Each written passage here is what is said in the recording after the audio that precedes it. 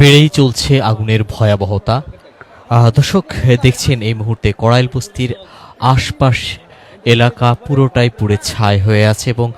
আমরা দেখতে পাচ্ছি যে আগুনের যে ভয়াবহতা সেটি ক্রমেই বেড়ে চলছে। দর্শক, আপনাদের যদি দেখায়, যতদূর চোখ যায় ঠিক ততটুকুই কড়াইল বস্তির আগুন ছড়িয়ে পড়েছে। এই মুহূর্তে দেখতে পাচ্ছেন ঠিক এই প্রান্ত থেকে অগ্নিকাণ্ডের যে ভয়াবহতা সেটি ছড়িয়ে পড়ে এই মুহূর্তে ঠিক বস্তির আপনাদের যদি দেখাই মুহূর্তে এই পাশ পর্যন্ত চলে এসেছে এবং সবগুলো ঘর অনেকটা টিনের এবং কাঠ দিয়ে তৈরি হওয়ার কারণে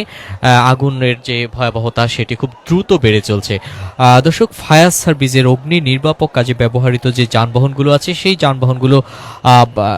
আমরা দেখতে পাচ্ছি এটি অত্যন্ত একটি সরু একটি সড়ক হওয়ার কারণে সেই যানবাহনগুলো প্রবেশ করতে পারছে না এবং যে পাইপলাইনের সাহায্যে পানি দিয়ে আগুন নিয়ন্ত্রণের চেষ্টা করা হচ্ছে তা খুবই অপ্রতুল। আমরা দেখতে পাচ্ছি যে সাধারণ মানুষ যারা আছেন, এই কড়াইল বস্তির যে বাসিন্দারা আছেন, তারা কিছুক্ষণ আগ পর্যন্ত তাদের যে মালামাল ছিল ভেতরে সেগুলো সরানোর চেষ্টা করেছিলেন, কিন্তু আগুনের ভয়াবহতা এবং তীব্রতা এতটাই বেশি যে ঠিক আশপাশ এলাকায় দাঁড়ানোটাও অনেকটা দুষ্কর হয়ে যাচ্ছে। আমরা দেখতে পাচ্ছি উৎসুক জনতার যে ভিড় ছিল সেটি সামাল দিতে কিছুক্ষণ আগে আইনশৃঙ্খলা বাহিনীর সদস্যরা হিমশিম খাচ্ছিল এবং পরবর্তীতে তাদের কঠোর অবস্থানে উৎসুক জনতা সরে গিয়েছে এবং অগ্নি নির্বাপক কাজে ব্যবহৃত যে কর্মীরা এবং স্বেচ্ছাসেবকরা আছেন তারা চেষ্টা করে যাচ্ছেন, কিন্তু আগুনের যে ভয়াবহতা এবং তীব্রতা সেটি এতটাই দ্রুত ছড়িয়ে পড়েছে যেটি অনেকটা অনিয়ন্ত্রিত বলা চলে। এই মুহূর্তে আমরা দেখতে পাচ্ছি এখান পর্যন্ত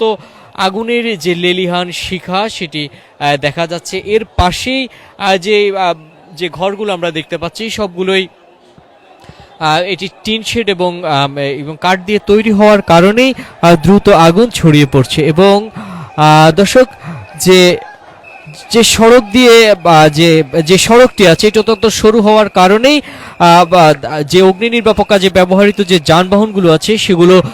প্রবেশ করতে পারছে না। এতে করে যে পাইপলাইন আছে সেই পাইপলাইনের সাহায্যেই পানি দেওয়ার চেষ্টা করা হচ্ছে, কিন্তু আমরা দেখতে পাচ্ছি 11টি ইউনিটেরও বেশি কাজ করছে এখানে, কিন্তু যে পাইপলাইনগুলো আছে তা যে হারে আগুন বেড়ে চলছে তা খুবই অপ্রতুল বলে আমরা দেখতে পাচ্ছি এই মুহূর্তে এবং যে ফায়ার সার্ভিস কর্মীরা সর্বাত্মক চেষ্টা করে যাচ্ছেন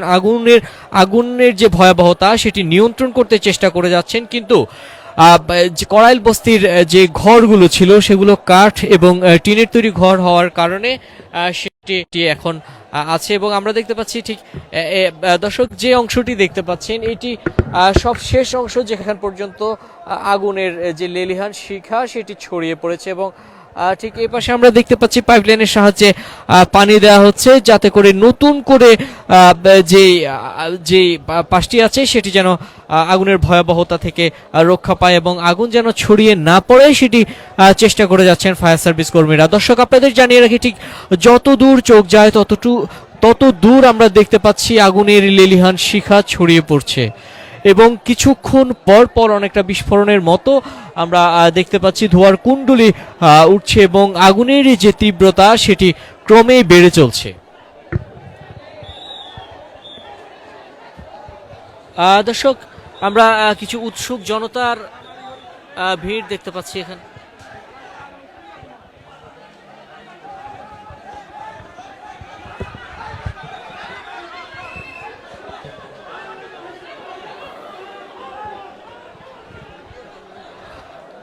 দর্শক, ঠিক এখানে উৎসুক জনতার একটি ভিড় দেখা যাচ্ছে যাতে করে যে উদ্ধার কাজের যে